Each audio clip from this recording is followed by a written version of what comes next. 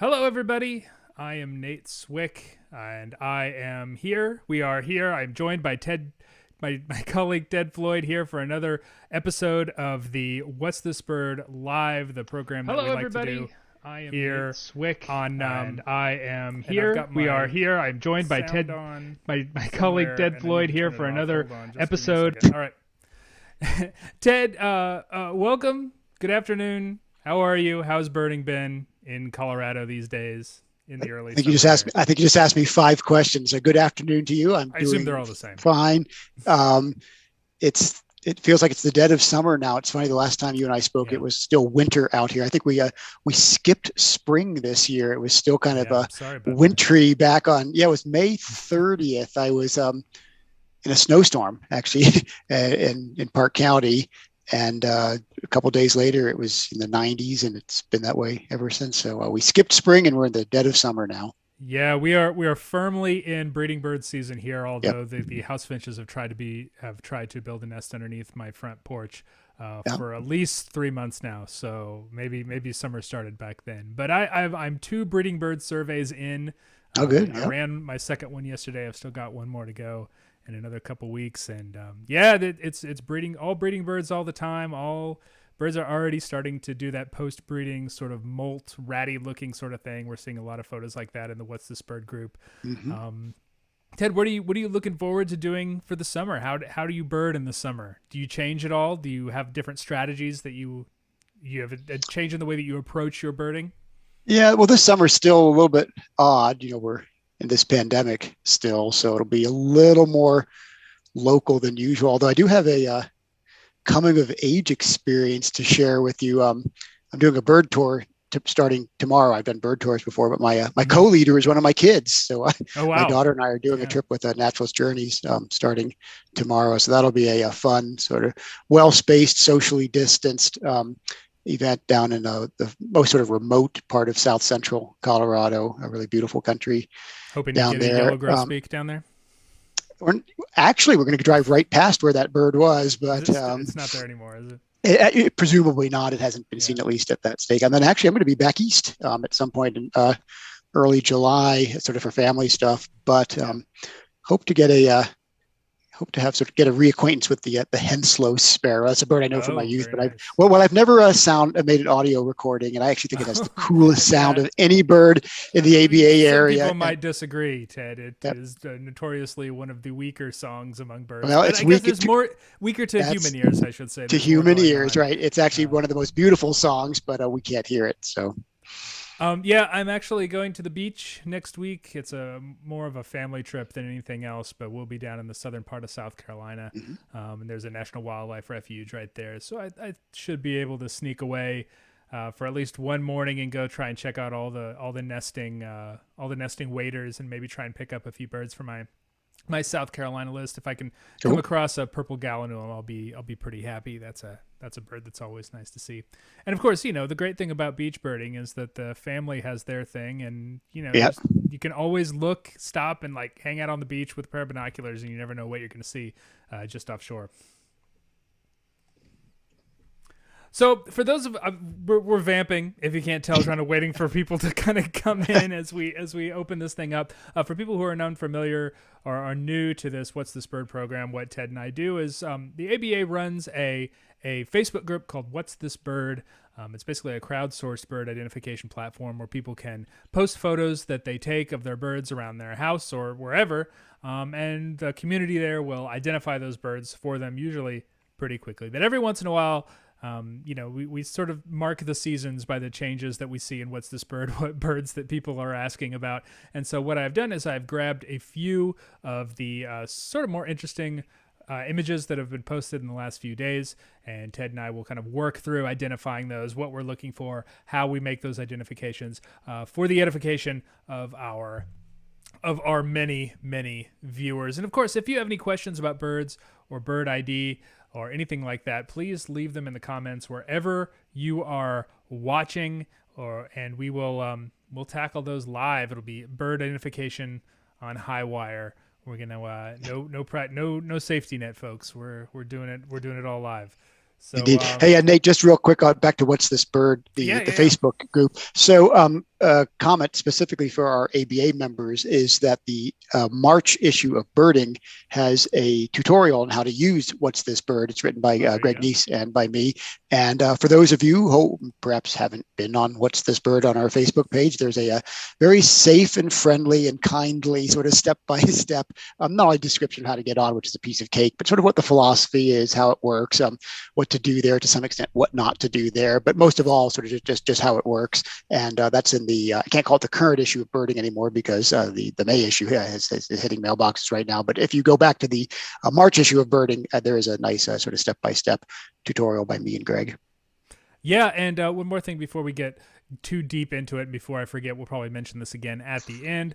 We are, both Ted and I work for the American Birding Association. We are a membership organization that helps people, inspire people to protect wild birds or enjoy and protect wild birds. I'm hitting all the kind of high notes of our mission, but not getting it completely in the right order. But if you're interested in helping us out, please consider joining the ABA. At aba.org/join. We have a lot of different membership opportunities and different membership stages, whatever. You can give as much as you like. And we're in the middle of our nesting season appeal, I should say, if you want to throw us a few bucks to help us with the operating costs. And also nesting season appeal, we focus on young birders in particular, hence the nesting season. The ABA has always been a leader in helping young birders get the resources they need to help further their birding careers in some cases. So just want to get that out of the way. And Ted, if you are ready, let's jump into the birds. So Nate, I'm not ready. I'm never ready, but I know what you mean. I actually do have I do have some images you just sent me here. So thank goodness. Yes, I just don't want anybody to think I don't want anybody to think I'm actually prepared for this. But yes, I have the images that you just sent me. Whenever Ted is on the show, you know that either I or Greg are not here, and so we're not available. So we always ask Ted to kind of fill in. He does a great job, by the way. None of the birds are too terribly difficult, though there are some tricky ones in here. Ted, I've thrown up this image of a bird from Oregon. It is sitting on the end of a bare snag. It is very dark and sort of long-tailed. We're looking at it from the front. What are the first things you notice about this bird? Well, as you said, it's very dark. It's sitting on a snag. It's sitting at the very, very tip of a snag, in fact, and it's quite upright. So all of this suggests to me a flycatcher, and the flycatchers in the ABA area and to some extent all around the Americas are fairly drab gray birds. You mentioned the long tail. I'll also note that this bird is quite long-winged to the extent that I can see it there. The wing tip seems to go about halfway down the tail. So we've got a very long-winged flycatcher, and it's pretty much devoid of field marks. So when I see a flycatcher that's devoid of field marks, quite long-winged and dusky overall, my mind goes right away to the peewees. You might be asking why this isn't one of the dreaded Impidinax flycatchers. They almost never perch out in the open like that. So a great way to tell Impidinax from the peewees is by a microhabitat. Peewees are on snags. And peewees, by the way, include the olive-sided flycatcher, and empids are almost always in vegetation. So this is a very dusky bird, and here's a great example of why scientific I drew a little names... arrow pointing to the wings. The wings are kind of hard to see on this bird, I think, but if people are looking, you can see there's a little bit of bump right around here. You can see where the wings kind of match the end of the tail. I don't know if this is a thing I'm going to use. I just... PowerPoint does not make this sort of super easy, but yes, sure. Long wings, definitely something you want to look at for this bird. Just also wanted to mention that scientific names are sometimes very useful. The scientific name of the western wood-pewee is sordigulus, which means sort of dirty little bugger.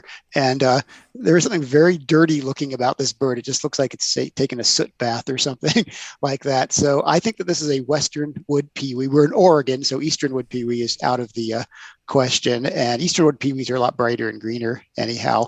Olive-sided flycatcher is a more elongate and sort of boldly marked bird, often with a lot of sort of patterning on the breast. But yeah, this bird is pretty much devoid of field marks. It's dusky, long-winged, up on a snag. It's in Oregon. It's in summer. I think we've just sort of ruled it.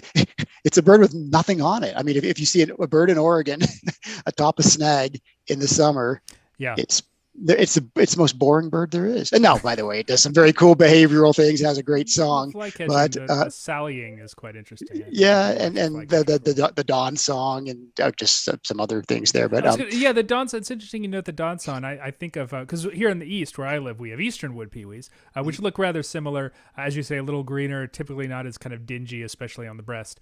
But they always make noises. I mean, they are always singing.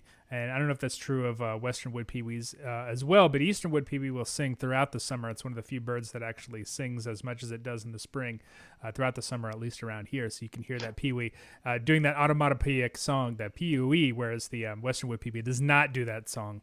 It's a little bit different. Right, the western just gives that bzz, but they have that stereotyped dawn song that they give only right at dawn, which is it's a much more musical sort of sing-song up and down song that if you don't get yourself out of bed before about 5:30 in the morning, you'll miss it. But if you're out camping, it's the bird that wakes you up in wooded areas all across the West. But anyhow, a drab gray bird on a snag in Oregon in the summer is probably going to be a western wood-pewee. Yeah, I distinctly remember a birding experience I had in Fort Huachuca in southeast Arizona. We were at the trailhead there, and there were just so many western wood-pewees. It was impossible to get like an accurate count. They are just so when they're around, they're definitely making a lot of noise and sitting in quite prominent places, as you say. Marcia Balestre has a question, and it's more of a housekeeping question than a bird question. She notes that we looked for What's This Bird live last week. Thought it was the usual day. You're correct with that, Marcia, and didn't see anything. We have not changed the times permanently. For what I forget what was going on last week, and we weren't able to do it. And then Ted and I decided to just kind of throw caution to the wind and do one. This is like a special. This isn't necessarily on our regular bi-weekly schedule. We will endeavor to let you know better ahead of time that these are happening. Sorry about that, Marcia. I'm glad you could join us today. Ted, shall we go to the next bird? Let's go to the next bird. Yes, okay. To the next bird. This one is from Michigan. It is on a wet mud flat, I assume on the back end of a pond or a reservoir. And, it's got a little bit shorter tailed, long-legged, long-billed, very large head and plump body. Ted, what are we looking at here? First, I have to just comment, you've taken us from the drab wood-pewees to the drab sandpipers. Sort of drab season. Summer is bright and warm, but the birds tend to be a little raggedy and sometimes, I'm looking at our list of birds today. This is a kind of a drab list of birds that we're talking about today. So just to set people, get people prepared for that sort of thing. Sorry. Go ahead. So within the sandpipers, it's really a great idea to try to get the bird down to genus.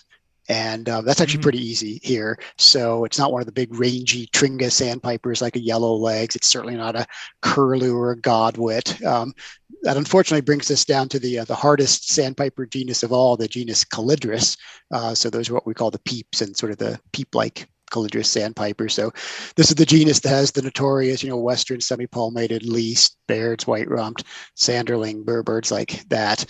So we're in that group there somewhere. It's a fairly dumpy, rotund bird. You mentioned, I think you said long bill, but it's not nearly as long bill. Well, relatively speaking, I'm thinking in terms of like a western wood-pewee. Yeah, right. But it's not an avocet. It's not a curlew. It's nothing right. Like that. So it's one of our dumpy Calidris sandpipers. We're in Michigan, I assume, in early June, correct? Yes, all these photos were taking in late May, early June. Yeah. Okay. So we're starting to run out of shorebirds by that time. A lot of the earlier migrants have gone through already. One of probably the most common Calidris sandpipers across the ABA area in May is going to be the least sandpiper, but this is not a least sandpiper. The bill's not droopy and sharp enough, and the legs look black, and the bird's not brown enough. So to me, on this bird, I go to actually two birds that I don't usually think of in the same breath, but here I do. And they are semi-palmated sandpiper and sanderling. And I'm actually not sure about this bird. It looks more like a sanderling to me. It's got a fairly substantial tubular bill. It's got a nice white wing bar or something, a dark wing. It's got a bit of that dark leading edge on the wing. It's got a black cap. It's pale overall, but I'm not sure that this isn't a semi-palmated sandpiper in sort of more sort of bleached out, blasted out light here. Yeah. I'd love to see this bird running along the beach. That would answer the question immediately. But it's funny when I think of semi-palmated sandpiper, I think of the classic confusion species, which is Western sandpiper, but I don't like this for Western at all. It's not red enough. It's not long-billed enough. And I go to either semi or sanderling on this bird. Yeah, my impression for this bird is on, I sort of come down on the semi-palmated side. Sanderling to me, and sanderling is a kind of a common year-round resident of the beaches here on the East Coast where I live, so I see quite a bit of them. I tend to think of them as like the head as much bigger and sort of similar in size to the, like they have a really outsized head. It's a really big headed bird. And this one looks a little smaller, more kind of classic, the smaller peeps. It's interesting you note those two things, those two birds, because and as far as size is concerned, sanderling is a much bigger sandpiper than semi-palmated sandpiper. And it goes to show that given no other sort of context as far as size, those things can sort of be difficult. And when we think about size, a lot of times what we're thinking about is proportion too. And so the proportion of the head to the body does kind of stand out to me as more of a semi-palmated sort of look. But it's interesting that the bird that the people in the comments were having trouble with or calling for in this bird was white-rumped sandpiper, which is another bird that comes through in kind of late May. And yeah, I can see why someone's saying white rump. There seems to be a bit of a white rump there, but yeah, exactly. I think there are a bunch of reasons this isn't a white rumped sandpiper. They're very gray and streaky. Yes. Even on this photo thin, here, I think like we'd Lincoln see Sparrow type.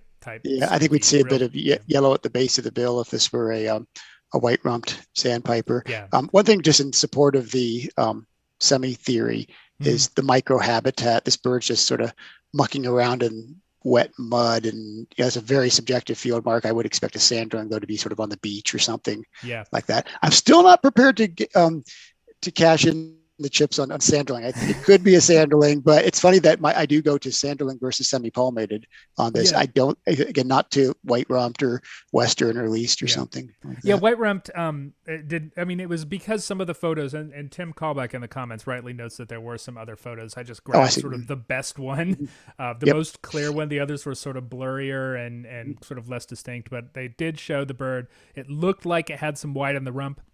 But that's not really the rump. That's more like the sides of the rump. Whereas, all the calidrus or calidrus sandpipers show white on the sides of the rump. And depending on how, kind of fluffy those feathers are, it can actually look like there's quite a bit of white even onto the top of the bird, onto the top of the rump. I have seen sanderling on mudflats like this, but totally. In fact, I've seen sanderlings in fields, so it does happen. But it's okay not to know, and it is funny to me. I mean, I think we all agree on the genus, I think you and I have ruled out some sort of potential lookalikes, like in least Western, least Western and white rumped. It just looks white and dark, and it's got a big wing bar and black wings, and I don't know. Who knows? I don't know how much that wing bar is a function of the bird's kind of awkward. Stretching its wing out a little bit. Maybe. And I'm seeing. And also that dark leading edge of the wing there, that could just be shadow or. Exactly. Marcia Balestri notes that. What about the black spot on the wing? Yeah, I think that's like the bird is holding its wing out, maybe stretching its wing a little bit, and the camera kind of caught it in the middle of that act, and it's kind of making it look a little darker. Than you might. I don't think the other photos show that as clearly. But if I told you we were looking at a black and white shorebird with a black cap and a thick bill and black on the wing and a white wing bar and black wings, you'd probably say it was a sanderling. So fair enough. I'm not prepared to say one way or the other what this is. Ted, your video has frozen, but your audio is still. Oh, you're good now. Good now. Oh, good. Okay, cool. All right. Yeah, I was going to ask you to just turn it off and turn it back on again, but it looks like we're good. All right, we're moving on to this is another kind of shorebirdy look. This is a group of birds from Florida, and this is a time of year when we start seeing a lot of juvenile young birds, recently fledged birds. I don't think these are them, but they're sort of in that direction. So a flock of birds in Florida. I don't know the exact location, whether it's the shore or inland, but my experience of birding in Florida is that there's not too much of a distinction between the shore and inland. I see a lot of sort of classic beach birds well inland sometimes when I'm in Florida. So some interesting things going on here. I definitely think we're sort of in the same group. This Charadriforms, they have long wings, they have long pointed wings, but I'm not seeing much in the way of legs trailing out behind. Yeah. So you mentioned that we're in the, however we want to say it, I say Charadriformes. It doesn't matter, but so that's a huge order of birds. It includes gulls, terns, skimmer, sandpipers, plovers, avocet stilts, a whole bunch of crab plover. Thank you, a whole bunch of things, thick knees, and others. You know, the weird stuff. Yeah. So anyhow, so we're in that group. Although I think it's worth asking why we're even in that group. You know, if you look at these birds on a bird by bird basis, so if there were only one bird in here. Like, I'm counting from the bottom here. 1, 2, 3, 4. Like, if I just had that one bird, I might ask, like, why isn't that a black-capped petrel? Now, I know Nate's probably thinking, what is he getting at here? When I first looked at the photos, when I was just skimming, I thought, Wimbrel. But Wimbrel at least is in the order Charadriformes. Black-capped petrels in a completely different order. But it does have sort of the black-capped petrel has a black bill and a black cap, which this bird has, and it has sort of a very complex and bold underwing pattern. Black and white smudginess underneath. I mean, that fourth bird from the bottom could be a black-capped petrel. A couple of things. That's a very rare bird. You don't usually see 7 of them together, like 1, 2, 3, 4, 5, 6, 7 of them together like that off the Florida coast. I'm assuming we're like inland or on the beach. We're not, way off the shore or something like that. The beach, yeah. And the real problem, though, is that you got 7 birds here flying like seagulls over the beach. They don't, the gadfly petrels don't fly like this at all. They lurch and zoom around, and their wings are always angled or curved or something like that. So anyhow, I always like just to acknowledge that we don't, yes, you and I get this to Charadriformes right away, but why isn't it a black-capped petrel? And there are some reasons why it's not. So anyhow, where were you? Are we trying to identify this, right? Okay, so theoretically, okay. So this looks like a flock of gulls to me. They're very sort of barrel-chested and long-winged, dark wingtips. At this time of the year in Florida, I go immediately to laughing gull, and these birds look very long-winged and the wingtips look dark, and there's a lot of black up on the heads on some of these birds, although not all black. So I would guess that these are what we call second year or sort of early second cycle or late first cycle. Birds hatched in the year 2020. So pandemic baby. So these seem to be 1, 2, 3, 7, probably second year laughing gulls, which are birds that I think are almost overwhelmingly dominant in Florida at this time of the year. Increasingly up the coast as well. Sure. Yeah, I totally agree. Laughing gull on these birds. It's and as you say, second year, so last year's hatching. But we should start seeing this year's hatching birds coming out soon. I imagine a lot of laughing gull colonies are, if they're not at fledging, they are very, very close, especially in the southern part of the range down in Florida. Yeah, laughing gull, handsome bird, one of my favorite gulls. Almost too nice to be so common. So something I want to mention, I think you've probably seen this, but I think Ryan Mandelbrot, I believe he's the interviewer, interviewed a fellow from Tasmania, George, who came to the United States all the way from Tasmania as a sort of older teenager, 18 or 19 years old. And he came to the U.S. for 3 purposes. He wanted to see Niagara Falls. I get that. Impressive. He wanted to go to a Metallica concert. All right. And he really, really wanted to see laughing gulls at a landfill in Alabama. And his eBird checklist is the greatest eBird checklist of all time. I urge you just to try to find that eBird checklist. He writes about his encounter with the laughing gull, and I won't begin to do justice to it, but it begins along the lines of like, "Oh joy, oh delight, oh wondrous glory! I have finally seen the laughing gull, and am no longer a mere mortal. This most glorious and beloved of birds." He just could not contain his ecstasy at seeing laughing gulls at a long landfill in Alabama, and so much so that he forgot, I think, about the excitement of Metallica and Niagara Falls. But he came from Tasmania to see laughing gulls at a landfill in Alabama, and still a teenager. His life was complete. Laughing gulls frequently as loud as a Metallica concert.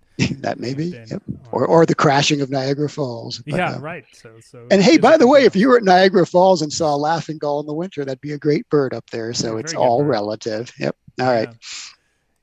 Yeah, laughing gulls, one of my favorite photo subjects, just because they're so ubiquitous and so nice looking, and Yeah.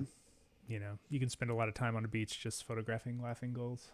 I have way too many photographs of laughing gulls on my hard drive, that's for sure. Yeah, let's move on to the next one.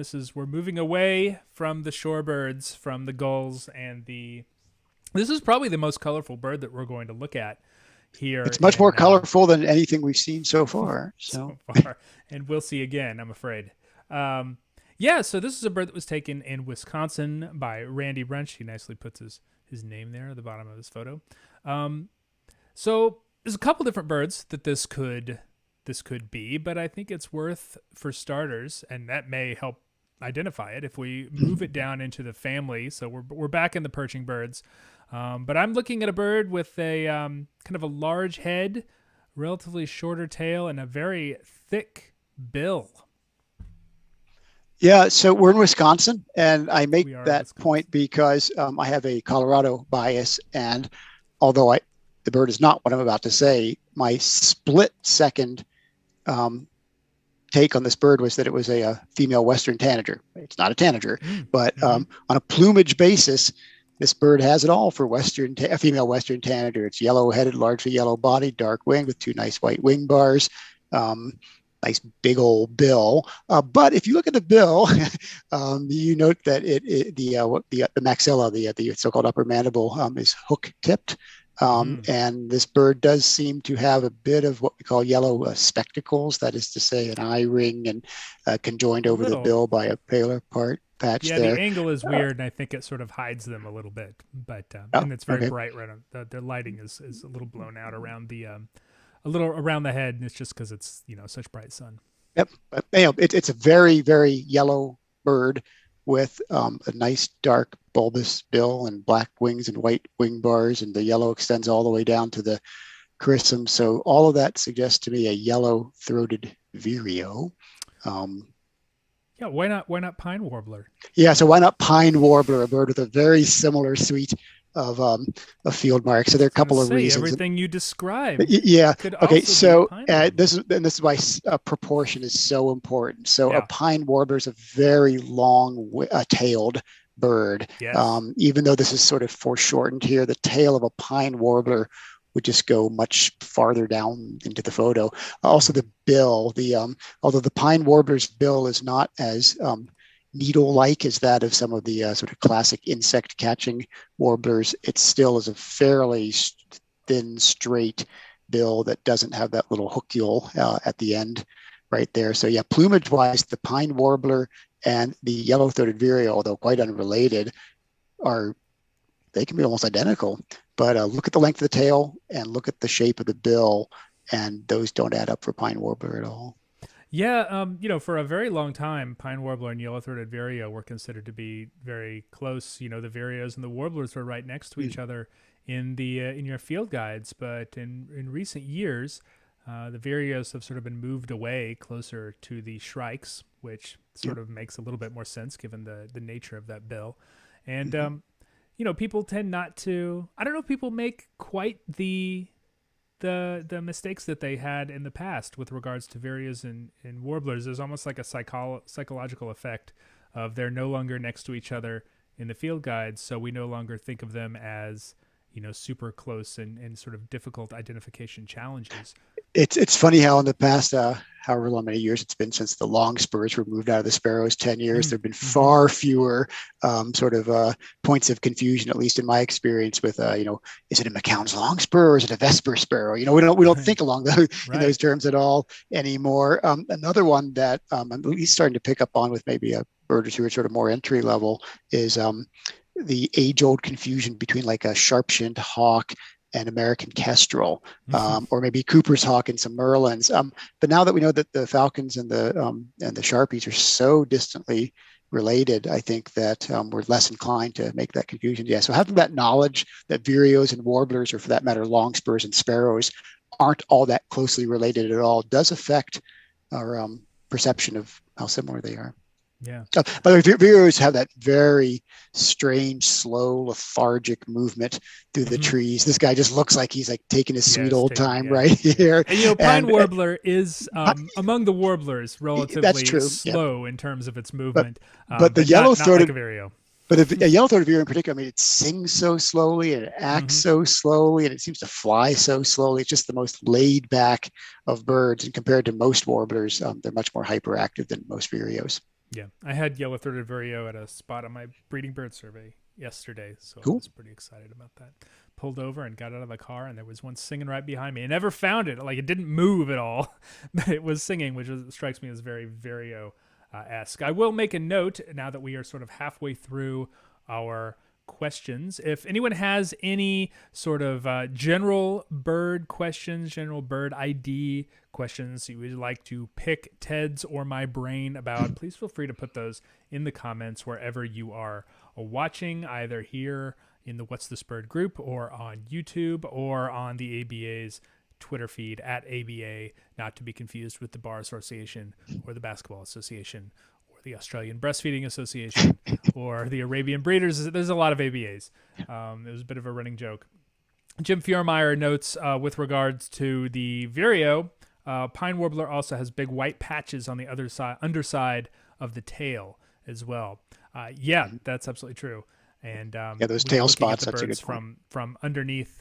That's something you're definitely going to see. Much longer tail with big white spotches, as opposed to this one, which is very nicely shows the almost entirely dark underneath. One of our commenters. I'm afraid I deleted it again. Go ahead, Ted. One of our commenters, Matt Pelican, asked if there would be any bad puns, and although this isn't a pun, I wonder if Matt remembers the mnemonic that he and I came up with for the yellow-throated vireo close to 20 years ago. It goes like this: 3-8, Detroit, surreal. It just throws out these completely random words like that out there. I mean, a yellow-throated vireo just seems to just say, it comes up with the oddest little phrases out there. But I think Matt and I came up with a 3-8, Detroit, surreal, and on it goes. But anyhow, it's a cool bird. I wish we had more of them in Colorado. It's almost like a baseball score or something. Yeah, maybe no one expects the Tigers to be any good. All right, so we're moving on. This, as I have mentioned a couple times in this little program, that we are sort of in the young bird period, in the time of year where we're going to see a lot of young, recently fledged birds, and recently fledged birds tend to have a very distinctive look about them. And I thought this bird was really nicely kind of illustrative of what that is and why it's different than an full adult version of the species. So we're looking at this bird, and it sort of vaguely appears to be like a familiar North American bird species, but the tail, boy, that is a short, stubby little tail, and also the bill looks short too, and they have this little gape, the yellow border along the part of the bill that is in the mouth, and that's essentially like a target for the mother bird or the parent bird that is cramming the food into the maw of the ravenous youngster. But young birds tend to have that gape there. Young birds tend to have, they're still growing their flight feathers so that they look awfully ragged. But there's a lot of things going on in this bird that sort of suggests its identity beyond those sort of, once you kind of discount or move beyond the young birdiness appearance of this bird. Yep. So it's a brown bird. We're back to brown birds. So it could be a pewee or a sandpiper or a laughing gull or something. But it's none of those. It's a sparrow, and it's a sparrow because it's got the sort of streaky above and below, the nice conical bill, the overall sort of buff, rufescent, and brownish tones here. I guess we haven't completely ruled out like a long spur. Actually, we have by the shape of the bill and by you can see the long spurs there, or the lack thereof on this bird. Yeah, but yes, so bird for sure. On a bird like this, we're in New York. We're in, I assume, early June. A streaky brown sparrow hopping around the ground, I think you sort of start off with the question, well, why isn't it a song sparrow? Mm-hmm. And that's in fact exactly where I go with this bird. We have, depending on your terminology here, we have either a black submustachial stripe and a white mailer, or some people would call that the black mailer and a white mustachial stripe, I guess. But a lot of field marks going on there on the head, the nice sort of chestnut crown, a little bit of red in the wing. You mentioned the tail being short, and I guess, okay, I'll give you that, but we've got tail feathers coming in here, and at least a few of them, I'm looking all the way at the bottom there, have gotten sort of gotten longish there. So all of that suggests a song sparrow to me. There are other birds in that genus, Lincoln sparrow and swamp sparrow, that would be a different combination of sort of buff and red, especially on the breast and on the head, which I'm not seeing on this bird. And again, my default is just song sparrow. It's like the sparrow in so much of New York. Even if we were out on the coast, and I haven't even really been thinking now about like seaside sparrow or something, that bird would have a longer, pointier bill, and it would have sort of more loquacious look to it overall. So everything about this suggests to me a song sparrow, which again is sort of our default bird at this time of the year if you're looking at a sparrow. Yeah, it's interesting you note Lincoln sparrow and swamp sparrow, because those birds do have shorter tails than song sparrow. Yep. Song sparrow has always struck me as an extremely long-tailed sparrow, such that when you flush one, it flies, it looks like it's dragging that long tail along. It looks like it doesn't even want to use it. That kind of revert kind of pattern when they fly. And this bird, it doesn't have that. The tail, as you say, the tail has, some of the feathers are coming in, some of them are rather shorter. There's clearly sort of a mismatch there that would cause you to think that it's a young bird. But the short tail does give it a more kind of swamp sparrow look than you might see. But as you say, why isn't it a song sparrow is a good question for most birders this time of year, especially in sort of a park, open, scrubby kind of habitat. I frequently think of things like swamp sparrows much more. I don't know. They tend to have different habitat preferences. Song sparrow is very Catholic in its habitat preferences. It'll be just about everywhere, whereas I almost always see swamp sparrow if there's like a seep or a boggy sort of area, and Lincoln sparrow in a little bit of drier area, at least where I live. Where you live, that may vary, but song sparrow is the general one and the starting point for a lot of these identifications. Hey, by the way, I might point out, and this is a best practices tip for what's this bird or for life in general, but all of that sort of ancillary ecological context that Nate just provided is superb information to make note of when you're in the field, or in particular, if you're at What's This Bird, to provide information for. So let's say you actually heard this bird or saw it being fed by a song sparrow. Those are like really useful points of information. Yeah, and I mean, sometimes they're not definitive. A baby cowbird could be fed by an adult song sparrow, for example. Yeah. But typically, if we take a picture, we know what sort of habitat we're in, and to some extent what birds are around. And even in this era of just taking pictures of everything, and I'm sort of as guilty of that as anybody, I really do make an effort to try to actually make note while I'm in the field of where I was. I often take pictures of habitat. If I have a voice recorder with me, I'll often speak some notes into it. So yeah, I don't mean to presume that there's an adult song sparrow right near this bird, but if that were the case, that might have been useful information to have relayed. I can almost hear the adult making an alarm call. Yep, me too. Right at the person taking the photo here. Yep. Stephen Williams posts a link to a really sort of difficult bird that has been on What's This Bird, and Ted, I will send it to you back channel once we get to the point. So we'll take a crack at that, Stephen. We're talking totally on the high wire identification. I do have one question before we move on from Twitter, asked by Billy Joe Gentry, who asks, she always has they always have trouble telling the difference in flight between turkey and black vultures. Can you give some pointers? Ted, what are you looking at when you see a vulture? So the first thing is that Nate sees a lot more of those two species than I do. I live in a part of the world where we only have turkey vultures. So piece of cake, there's a turkey vulture. Yeah, so turkey vultures and black vultures are large, dark birds of prey. They differ in plumage, and I'll get to that in a moment. But even if you don't see plumage at all, if you're just in, let's say, North Carolina and see vultures lazily overhead, they differ strikingly, in my experience, in both sort of structure, body structure, and flight style. So the turkey vulture has very long wings. They're held sort of at this this sort of a V shape above the horizontal on the bird. The bird rocks and tilts sort of unsteadily as it goes, but it often holds its wings in place like that for seemingly hours, by which I mean tens of seconds at a time. The black vulture is a much shorter winged bird. It flaps quite a bit. Its flight doesn't appear as unsteady because it's frequently flapping like that. So a black vulture to me is a short wing, sort of almost squared off winged bird that flaps quite a bit more than a turkey vulture does. And they differ in plumage. So the turkey vulture's wings are essentially uniformly dark, except that the flight feathers, we call them the remiges, the secondaries, the primaries, are paler than the wing linings. So they give this highly distinctive sort of dark on pale aspect, where the outer feathers, the flight feathers, are sort of a silvery dark gray, and then the wing linings, the feathers closer to the bird, are black. On the black vulture, the wingtips actually are a different plumage. They are a sort of a paler gray, and they can actually almost look sort of white compared to the dark wing linings and also the secondaries on the black vulture. So they're dark on dark in both cases, but the relative location of the dark is different on the two birds, again, with the black vulture being the outer flight feathers, and the contrast is more striking on the black vulture too. Yeah, and I will second all that what Ted said, and draw particular attention to the idea of how the birds are flying and how that how you can differentiate them that way.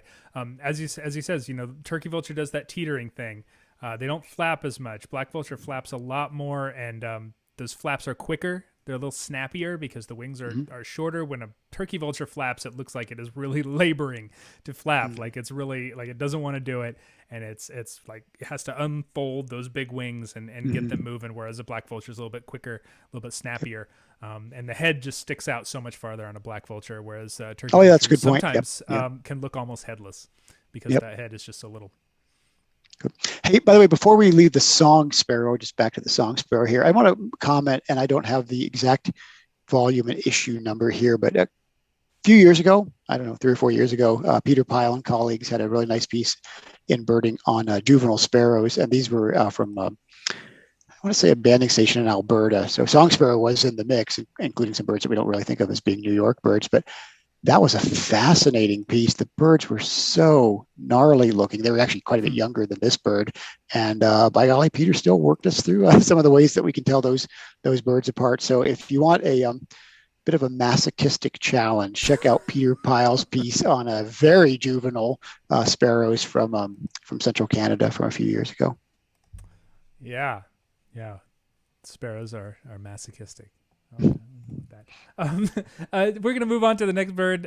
Ted, this was a photo from New Jersey of a bird in flight in a kind of a weird angle. It's kind of oddly, I don't know. I think that's what sort of caused, there were a few other photos of this bird, and all are sort of in the same vein. But it might be nice to kind of take this photo and kind of break it down into why it's even a passerin, why it's a perching bird as opposed to, say, a falcon or a shearwater or whatever, because we have very few context clues about where this photo was taken and where the bird is. I'm up here. Ted, can you hear me?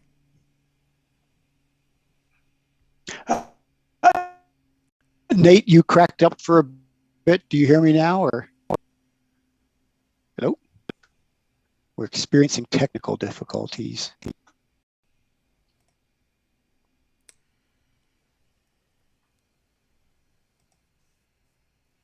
I can't hear you, and my internet connection is, Nate, is weird. Nate, I'm out here. Do you hear me, or no? Hold on just a second. Ted, I'm going to let you talk about this bird if you can hear it, and then I'm going to go tell my kids to stop streaming video. Okay. So, folks, this is Ted here, and I hope that you all can hear me. If not, I guess we'll get comments from that to that effect later. So Nate asked me just to comment on this bird. It's a very dark bird. It's a curious bird. It's sort of this curvy, shapy angle thing here. And the wings appear to be strikingly white compared to the dark body, but I think that's all an effect of the lighting. In fact, you can see the shadows of the bird coming in across the body on the right wing as well here. So it's a very dark bird. It's black all over. and it's got a nice conical bill that's also black. The kicker here is that I can see red, a little bit of red popping in on the other side of that. What is that? The left wing over there. So this suggests to me a red-winged blackbird. And it's certainly an unusual pose, as Nate alluded to before we lost Nate. Perhaps we lost me, but I hope we didn't lose me here. So it's an unusual pose for sure. I picture this red-winged blackbird here sort of about to attack a red-tailed hawk or a great horned owl or even the neighborhood cat or a blue jay or something like that. It looks like it's on its way to go mob a larger bird or possibly a non-bird here. It's a rather riled up blackbird, and again, black all over. That white that we're seeing on the wings and the dark in other places, I think, is all photographic artifact. And that red coming in, I think that's up on the scapulars on the, hang on, let me do that here. The right wing is sort of the telltale mark there. So folks, I still don't have Nate with me. In fact, I think I'm back. We're going to try again. I mean, I can hear you and see you, but the stream is frozen. Okay. And I don't know whether that is still happening or what, and I can't even like my internet is, I don't know. So folks, I'm getting comments on Slack here that they can hear me, Ted, just fine. Okay. I don't know if they can see me just fine, but if I'm audible, and Frank, thank you for that comment. If Frank Izagiri, if you can provide additional feedback in 90 or 120 seconds here, that would give me peace of mind. But it sounds like I worked my way through an analysis of what I'm calling a red-winged blackbird. Is that agreeable to you, Nate? That sounds good to me. Okay. All right. Yeah, hold on just a second. I'm going to refresh something, and we're going to see if that kickstarts it. It's OBS is frozen. And it looks like our talking is still going through, but the video is not. So, okay. Which means that Frank, Frank, if you're out there, I'm just curious if you can tell us what you see on screen, if it's a red-winged blackbird or if it's nothing at all. Is frozen. Yeah. Oh, it is. I see. Okay. Yeah. So. Okay. Well, we can keep talking about red-winged blackbirds. They're extraordinary. Oh, here comes a comment. Just a second. Sorry for the technical difficulties here. But yeah, Frank, it's more than a Facebook issue. It's an issue with the streaming program that we're using to to do this. And so I'm gonna try again and reset these real quick. And Ted, just go ahead and keep talking and hope. Yeah. Okay. Well, if there's one bird in the ABA area that I could probably talk about all day, it's the red-winged blackbird, which is, I think, just one of the most extraordinary birds behaviorally that we have right here. I just was conjecturing that this bird appears to be on the verge of attacking another bird here. The red-winged blackbird is one of our spectacularly successful birds. It's an indigenous bird. It's not, like the starling or the rock pigeon. It's been here for as long as red-winged blackbirds have been here, which is a long time. The bird has adapted very well to human modified habitats. It fascinates me that you can find red-winged blackbirds in just the dinkiest little, Phragmites marshes at a rest stop on the New Jersey Turnpike or somewhere like that. And then also in, the remotest and wildest, marshes in the meadows and swamps, marshes of Montana or somewhere like that. So it's one of those birds that sort of gives me great hope. It's everywhere, and it can be found in Manhattan, and it can be found in Montana, and it can be found everywhere in between. It's a stunning bird to look at. The vocalizations are incredible and varied. And let me just put in a pitch here for paying attention to female red-winged blackbirds. I think Nate and I and others have talked about how the female red-winged blackbird may just be the most misidentified bird in the ABA area. It looks like a sparrow, sort of a large sparrow, but it's a brown and streaky. And when you put up a photo of a female red-winged blackbird, it actually looks like a song sparrow, the bird we just saw, for example. And its bill is shaped very, very differently. The body structure is different. And if you listen to it for any amount of time, the vocalizations are completely unsparrow-like. But anyhow, if there's one bird to get stuck on, the red-winged blackbird is a great one indeed. So by the way, my guess is that unless you're in Hawaii, you've got a red-winged blackbird wherever you are in the ABA area. And it's really worth spending time getting to know the red-winged blackbird. You can learn a whole. I think Yogi Berra said you can observe a whole lot by watching, or maybe you can watch a whole lot by observing, and that certainly applies to getting some basic bird biology and spending some QT with a red-winged blackbird. Yeah. And so I don't think I'm able to get this rolling again without completely restarting the program that we use to broadcast. So it looks like the screens, I can transition between the screens because now I've just switched to a different version of Ted and I Frozen. But I'm not exactly sure. Like your Zoom is coming in fine. It's just the video here on OBS, which is the program I use to broadcast, is not working right now. And so I guess I'm gonna hold off. I'm not gonna go. We've been doing for about an hour, so we'll probably end up pausing here and saying that's a wrap for now, just because I don't want to restart the stream and have to do whatever with that. So I want to thank everyone for watching. I want to thank you, Ted, for cutting in, and I apologize for the technical difficulties. We'll be back. These things happen. Yep. These things happen, and we'll be back sooner, hopefully, rather than later. Maybe even next week. We'll try and keep you updated a little bit more on that. If people are fine with us, well, let me see. Let's talk about this weird. Ted, did you see that image I sent you on Slack? I want to see if I can show it up. Hang on. You mean for me? Okay, let's see. Yeah, check that out. It's that weird picture, and I think I might be able to. We'll see if it.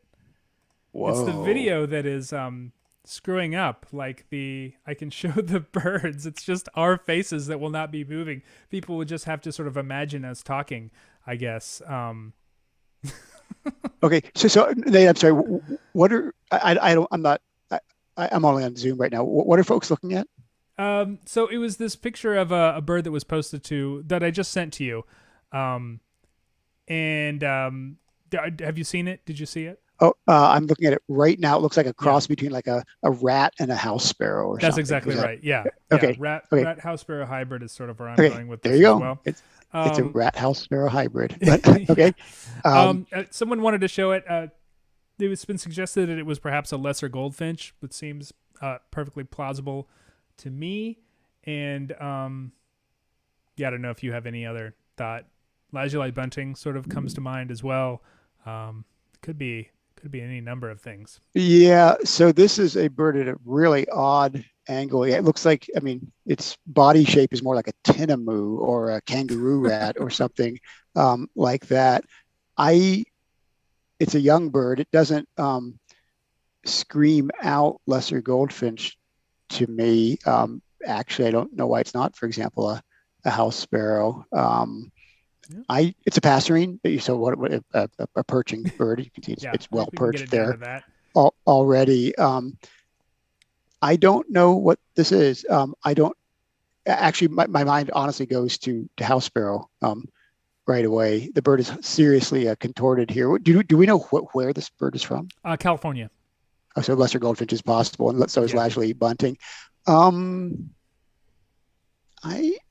don't really like it for lazuli bunting. The bill's not really conical enough for that species. You got me on this one. I don't know offhand why it's not a house sparrow, but I would have thought that even a quite young lesser goldfinch would be a lot yellower than this. Yeah.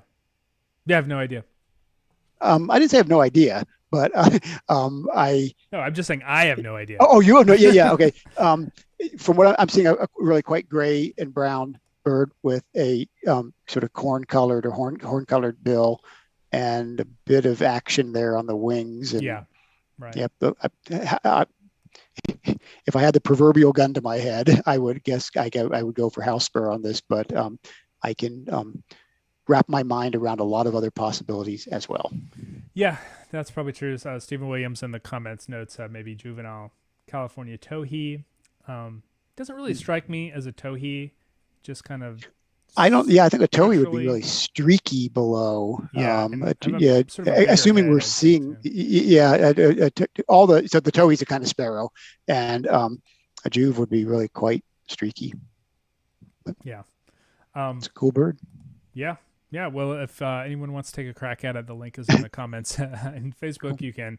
You can follow that and leave your advice. I think there's a couple other photos for it as well, none of which are particularly, none of which really solve this problem any more than this one does. Good. So, I mean, we will go ahead and say it's like all the moving images on this thing are not working because I have a little GIF that I like to throw out at the end, and it's not working either. So we'll just go ahead and say good afternoon. We've been at this for almost an hour anyway, and we'll catch you all in the future down the road. Thank you so much, Ted. Thank you so much, everyone who's following along on Facebook, on Twitter, on YouTube. We certainly appreciate it. If you're interested in joining the ABA, check out aba.org/join or aba.org/appeal if you would like to give to our nesting season appeal. Thanks, Ted. Thanks, everybody. We'll see you next time. Yep, Nate, thanks for having me. And just since we still have just a moment or two here left, I will just follow up with a thought here, since I know I went kind of fast there on the red-winged blackbird. Unless you're in Hawaii, if you're in the ABA area right now, you probably have access to red-winged blackbirds, and they really are worth your time and effort. You can learn so much by watching red-winged blackbirds. So go out and find a red-winged blackbird, and I think you'll be well rewarded for the time spent with a red-winged blackbird. But on that note, I'll join Nate in saying thank you, and we'll catch up with you whenever next time is. Yep. Bye-bye, everybody. Yep. Bye, everybody.